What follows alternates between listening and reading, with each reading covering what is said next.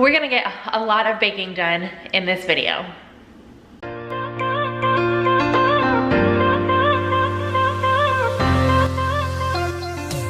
Hey guys, my name is Vanessa, and today I am sharing 3 no-fail big batch cookie recipes. We are going to be cooking a ton, several hours, because the dough works better if you chill it. So instead of, typically when I share a recipe, I share the whole thing together. However, for this video, since I'm making 3 different cookies and the way things work out, I'm just taking you along with my process. So if you want to make just one of the cookies, I have a link down below. It actually gives you more than 3 recipes because I found this link on Pinterest that has the same exact recipes that I've been using. I've just never cooked this big quantities before. So I'm just going along throughout my day of making all these cookies, but if you just want one specific recipe, that link is down below. So let's get right into my day of baking a lot of yummy cookies. First cookie that we are going to make is chocolate crinkles. Now this batch should make about 72. So again, we are making huge batches because we are going to be giving these away and dropping these off at businesses and things like that around our city. So this is definitely going to be time consuming, but I still wanted to share these recipes. For this one, the ingredients are, we're going to be using half a cup of vegetable oil, 4 ounces of unsweet chocolate, 2 cups of granulated sugar, 2 teaspoons of vanilla extract, 4 eggs, 2 cups of flour, 2 teaspoons of baking powder, a half a teaspoon of salt, and 3/4 cup powdered sugar. Since we are making a big amount, I am enlisting the help of a KitchenAid. We are going to put our vegetable oil, melted and cooled chocolate, vanilla, and sugar into your mixing bowl. All right, I'm going to mix these up. Now you're going to add your eggs one at a time, mixing each of them on their own. Add in your baking powder and your salt along with your flour. Once you've got all those ingredients in your bowl, go ahead and mix until well combined. Once you've got your batter all mixed up, either keep it in the same bowl, cover it, or transfer it to another bowl. I'm transferring it because I am still, like I said, doing 3 today, so I need my KitchenAid bowl. But it should be a fairly thick batter, so I'm just going to cover this. And it needs to sit in the refrigerator for 3 hours. While that dough is in the refrigerator, we are going to start on our second cookie. And this one is going to be a chewy gingerbread cookie.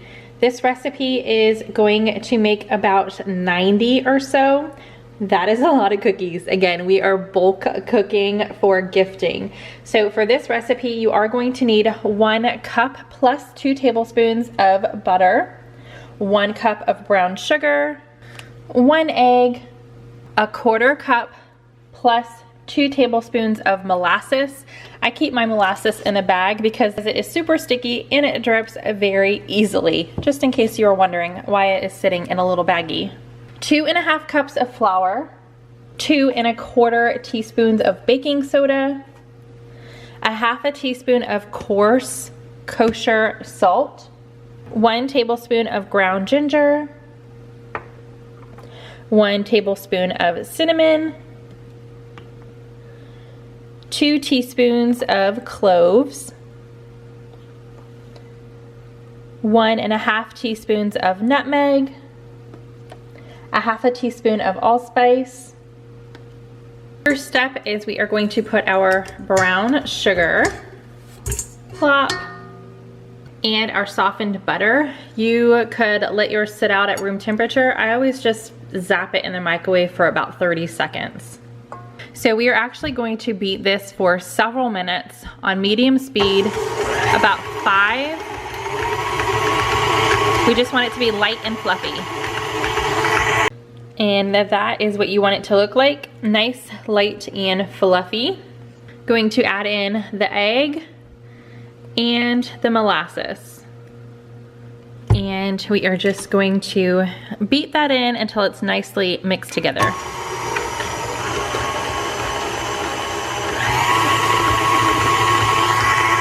Once that egg and molasses is all mixed in there, you are going to add the rest of your ingredients except for the granulated sugar. You're gonna set that aside, but mix everything else into your bowl.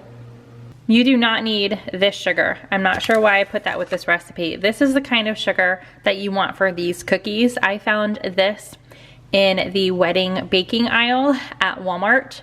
It is just white sparkling sugar. So this is going to be saved for once we start baking the cookies. But once you have all your other ingredients in here, I've got this little guard on so it doesn't go everywhere, but we're just gonna mix it on low until everything is nice and combined. Once you're done mixing all that up, again, if you're not using a KitchenAid or if you're only making one cookie, leave it in that bowl so you're not dirtying anything else. Put a cover on it. So I moved it over to another bowl. I'm going to cover it and I'm going to refrigerate this one for 2 hours. Third cookie recipe, and this is actually going to be the first one that we bake because these do not require to chill in the refrigerator for any sort of time. So these ones are called peanut butter blossoms and we are going to be making about 84. So the ingredients you are going to need is about 1/2 cup of granulated sugar, 1 cup of brown sugar, 1 cup of creamy peanut butter, 1 cup of butter, 2 eggs, 3 cups of flour, 1.5 teaspoons of baking soda, 1 teaspoon of baking powder.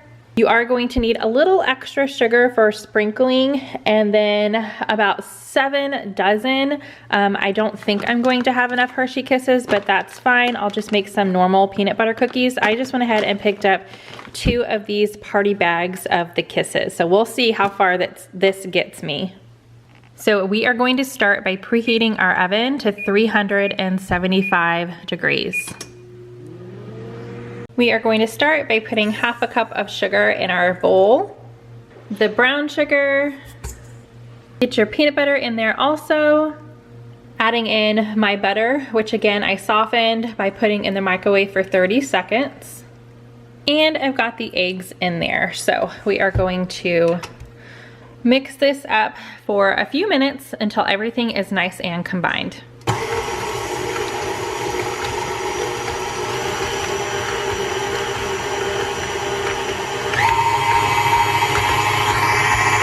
Once that is all nice and creamy, we are going to add our baking soda, baking powder, and our flour. Once you've got all that in there, you could mix it by hand, but I just like using the stir function. So it just takes it nice and slow. All right, it is time for assembly line. So I've got my dough mixture all mixed up. I'm going to use just a little ice cream scoop to get it out of there. I'm gonna make them into about little 1-inch size balls. I'm also going to roll them around in some extra sugar. So I have 2 tablespoons in here. If I need more, I'll add more, but I didn't want to overdo it from the start and waste any extra sugar. So again, I have about 2 tablespoons in there. And then after they have been rolled in the sugar, I'm going to place them on my greased sheet. Every single recipe that I come across that says ungreased, I don't believe it. My cookies always stick to the pan. So I have become a greaser for sure. I picked up this Baker's Joy at Walmart. So I'm gonna go ahead and get my first sheet done and show you guys and then let you know how long we're gonna cook them in the oven. I've got 15, 30, and 24 on this one, so 54 total about to go in the oven. I'm gonna set the timer for 8 minutes. It might need 10. We're just gonna keep an eye on it. It needs to be a light golden brown. While those cookies are baking, I am gonna go ahead and since I know I've got 54 on those sheets, I'm going to unwrap 54 of these Kisses and just hold them in a bowl until my cookies are done. Immediately when you pull them out of the oven, you're gonna take your Hershey Kiss and just press it down in the centers of all the cookies. Then you're just gonna transfer them to either a wire rack if you guys have one, or I always just use parchment paper on a nice flat surface. So I was able to make 96, I believe, with this batch. Now, a few of them have been eaten. There's some remnants right there. And you hear my daughter in the background, she ate them. And so now it's been 2 hours. We are going to work on the gingerbread cookies. So for the gingerbread cookies, we need the oven to be 350 degrees. And it is pretty much the same lineup as the peanut butter cookies. So I have my dough that I'm going to roll into small balls. I'm going to coat it with my sugar. Now you can use granulated sugar. I just wanted to go a little bit more fancy, and then that's when I found these sprinkles, the white sparkling sugar. So I thought that would be a nice extra Christmas touch for these ones. I'm going to spread them out on my cookie sheets and get to baking. Look at the difference that coarse sugar makes. So pretty. All right, these are going in the oven for 10 minutes. 10 minutes were perfect. I love how that coarse sugar glistens. So now I am going to be careful because they are super soft still, but I'm going to move them over here with my other ones onto my parchment paper to harden up a little bit. Gingerbread cookies are done, and I got about 82 total out of here. That's not what you see here. As a family of 6, we have to try everything. So we've already tried some of the gingerbread, and these so far are my favorite. I love them so much. Okay, it has been 3 hours, so this dough is nice and easy to handle now, and basically same thing as the first two.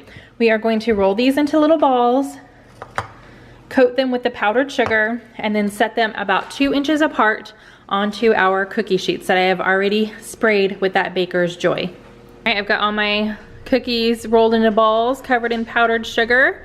Now we are going to put the oven on, which I should have done first, but I forgot, at 350.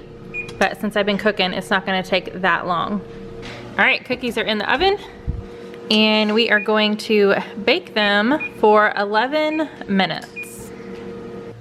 Chocolate crinkles are done, made about 84 from this batch, the amount of ingredients. So closing in on 300 cookies, that is crazy. Several hours worth of work. My feet hurt, but we are prepped. Now, if you were not gifting these, taking these out to service people in your city, you could easily freeze these, make them ahead of time, freeze them, and use them as gifts closer to Christmas if you had a day. You know, it gets kind of busy the closer to Christmas you get, so knock it out in one afternoon. Put them in your freezer, because if you leave these fresh, they only last for about a week. And then the freshness just isn't there. They're not as good. So freeze them, freeze them, freeze them if you're not going to use them in that time. Freezing cookies works perfectly. All right, let me know down below what your favorite Christmas cookie is. There's so many, but these 3 recipes are definitely super easy to make in big batches. Very easy, and I'm glad my mom let me use her kitchen. If you guys noticed, I was in a different kitchen because my oven at the time was not working. It's working just fine now, and she let me use her KitchenAid.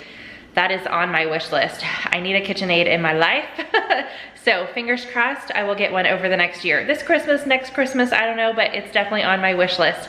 So let me know what your favorite Christmas cookie is down below. I would love for you guys to subscribe if you are new. If you love desserts, any kind of sweet, give this video a big thumbs up, and come back and check in with me on Friday, because I'm not only sharing a dessert recipe, but I'm collabing with a lot of other YouTube ladies here, and we're all sharing different Christmas desserts. It's gonna be called the Dessert Extravaganza, so you definitely don't wanna miss that. I will see you guys then. Bye.